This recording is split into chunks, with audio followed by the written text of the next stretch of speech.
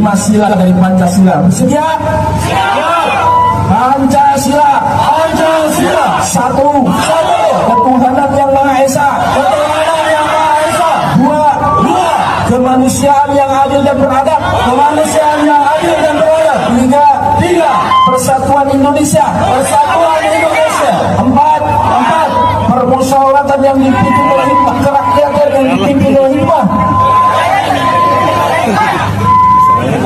Kebijaksanaan, perwakilan dan permusyawaratan dan perwakilan. 5. Keadilan sosial bagi seluruh. Nah, kenapa mereka mendadak Pancasila? Sebenarnya mereka tidak Pancasila sebenarnya, ya kan? Tidak Pancasila, dan itu sudah dinyatakan resmi oleh juru bicara Hizbut Tahrir Ismail Yusanto bahwa mereka meyakini bahwa Pancasila itu tidak tidak komprehensif. Dia hanya bersifat komplement saja atau pelengkap. Kenapa dia pelengkap? Karena dia tidak memiliki konsep yang sangat jelas atau konsep yang tidak utuh seperti Al-Quran. Nah, padahal kalau kita ibaratkan misalnya, apakah piagam Madinah yang dibuat Nabi itu selengkap dengan Quran? Tentunya juga tidak. Begitu juga Pancasila. Nah,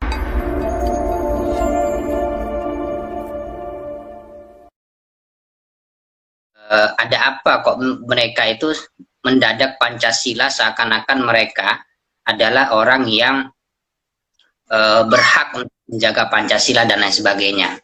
Nah, sebenarnya 2 hari ini ada satu istilah yang mereka coba gaungkan, yaitu namanya Laskar Pelangit. Laskar Pelangit ini mirip-mirip kalau kita membaca buku judulnya Laskar Pelangi. Tetapi kalau di Laskar Pelangi itu sifatnya adalah horizontal. Misalnya kemanusiaan dan lain sebagainya. Nah, kalau Laskar Pelangit ini mereka ingin menyatakan bahwa mereka adalah kelompok atau organisasi yang sedang mengemban amanah dari langit. Nah, itu yang kemudian mereka narasikan melalui bahwa khilafah itu ajaran Islam yang berasal dari wahyu. Nah, wahyunya apa itu tidak tertulis secara eksplisit oleh mereka. Jadi dibuat abstrak. Nah, keunggulan dari HTI itu adalah mereka selalu membuat narasi-narasi yang bersifat abstrak yang kemudian menimbulkan perdebatan. Jadi banyak istilah-istilah yang mereka tulis dan tidak jelas arahnya kemana. Nah, dari situ ketika kita bereaksi, kemudian kita menafsirkan, mereka akan berkilah ke kiri dan ke kanan. Itu kekuatan yang perlu kita sadari di HTI. Nah, Menteri Koordinator Bidang Politik, Hukum dan Keamanan, itu di websitenya Kominfo, itu sudah memastikan bahwa tidak ada tentang TAPS MPRS, ya, yang tahun 1966 itu.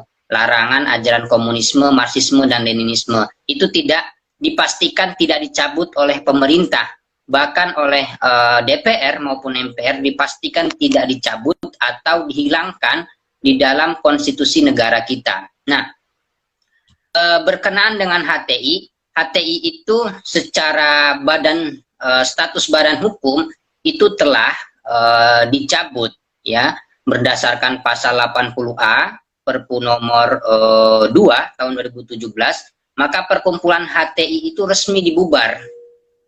Perpu yang disahkan DPR menjadi Undang-Undang nomor 16 tahun 2017 dan diundang-undangkan pada tanggal 22 November tahun 2017, itu membuat HTI secara legal formal itu tidak berlaku lagi. Nah, yang ingin kita ketengahkan di sini, mungkin ini bisa menjadi rekomendasi untuk para teman-teman yang hadir maupun teman-teman yang nanti melihat video ini di YouTube ataupun ada pemerintah.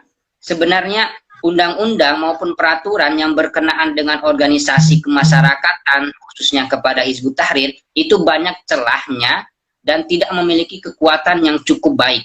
Nah, misalnya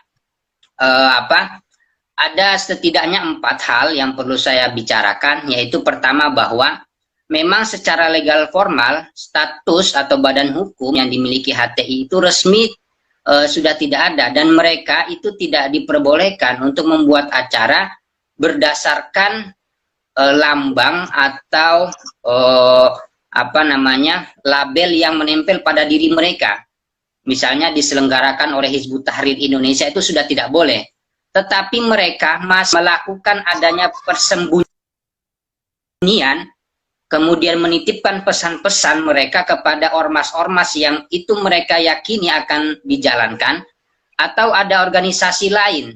Nah, ini utamanya mereka titipkan kepada oposisi pemerintah, ya, bukan dalam artian oposisi yang itu membuat pemerintah semakin baik, tetapi oposisi yang betul-betul dia memang tidak punya kepentingan untuk menjaga NKRI, alias mereka adalah gerakan internasional yang masuk dan berselancar di organisasi-organisasi maupun ormas-ormas atau partai oposisi itu sendiri.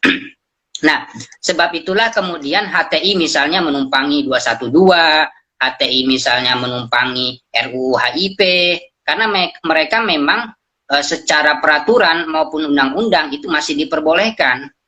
Undang-undang yang telah dibuat oleh Presiden, Perpu 2017 dan Undang-Undang Kemasyarakatan itu tidak memiliki kekuatan hukum yang cukup signifikan.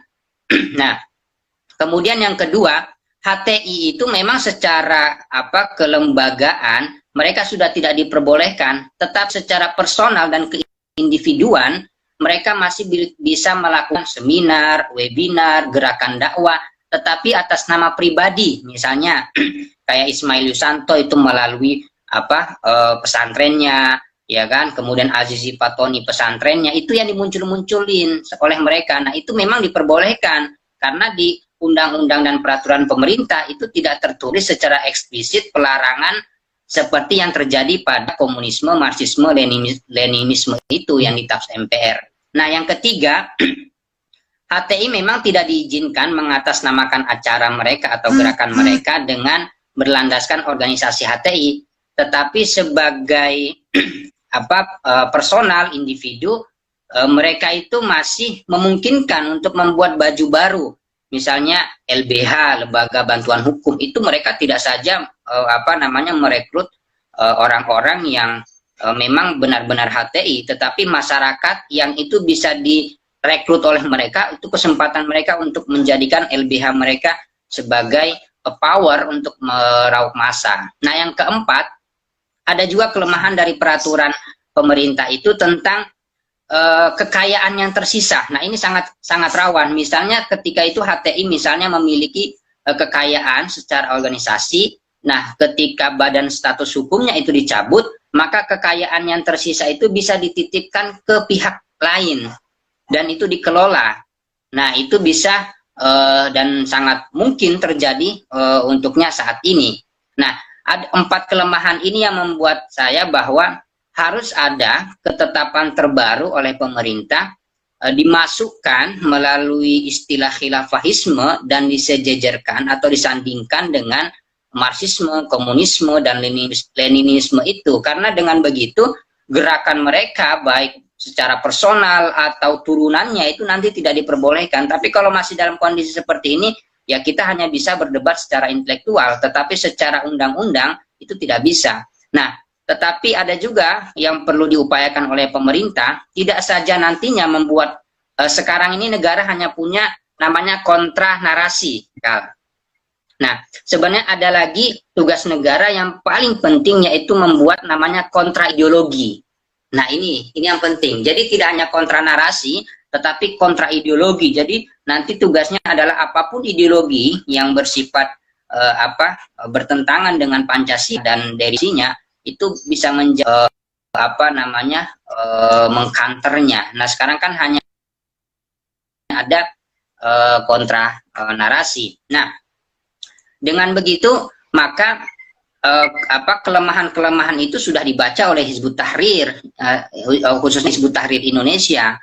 Karena kelemahan yang ada itu mereka memanfaatkan khususnya di tengah pandemi. Nah, kenapa mereka mendadak Pancasila? Sebenarnya mereka tidak Pancasila sebenarnya, ya kan, tidak Pancasila, dan itu sudah dinyatakan resmi oleh juru bicara Hizbut Tahrir Ismail Yusanto bahwa mereka meyakini bahwa Pancasila itu tidak tidak komprehensif. Dia hanya bersifat komplement saja atau pelengkap.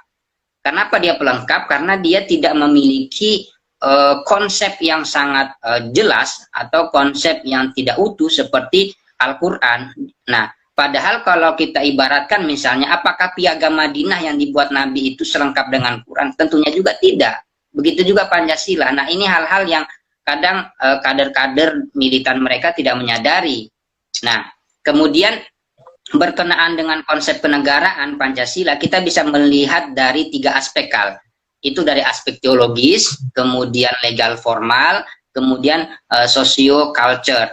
Nah, secara teologis mereka bermasalah. Oleh sebab itu misalnya per tahun ini aja mereka harus bersaing keras dengan misalnya kelompok ISIS tentang khilafah, dengan Khilafatul Muslimin yang di Lampung, kemudian dengan Ahmadiyah, khilafah spiritual, kemudian dengan banyak organisasi-organisasi atau perkumpulan lain yang sama-sama mengklaim bahwa khilafah mereka yang paling benar.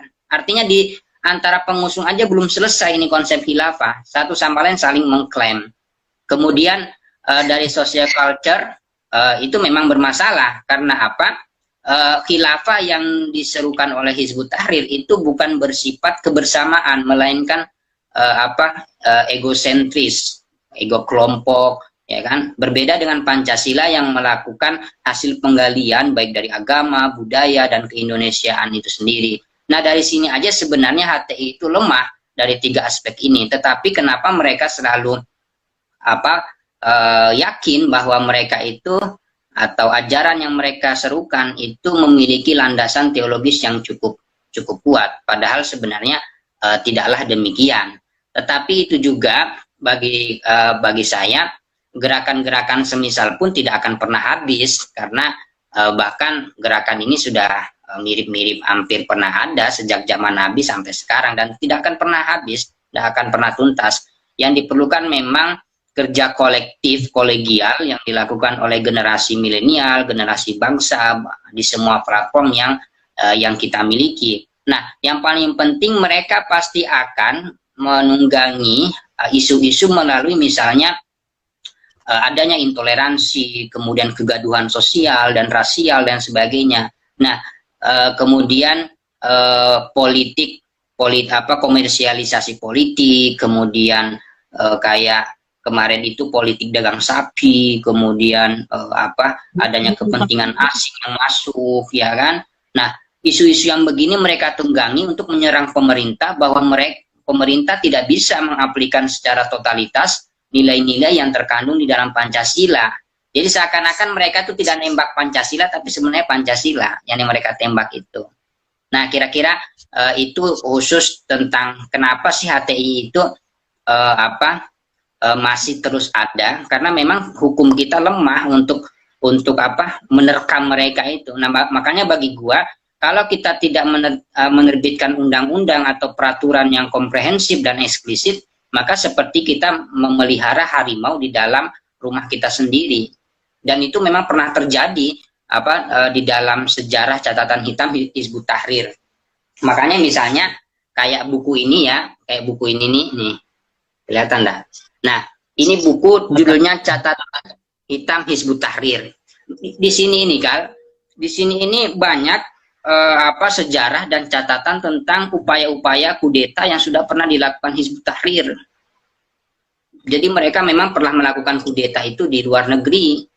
Nah, tetapi kenapa mereka di Indonesia tidak mau mengakui? Karena mereka memang kelompok yang terkenal cepat cuci tangannya. Jadi seakan-akan itu berpisah, seakan-akan itu bukan mereka.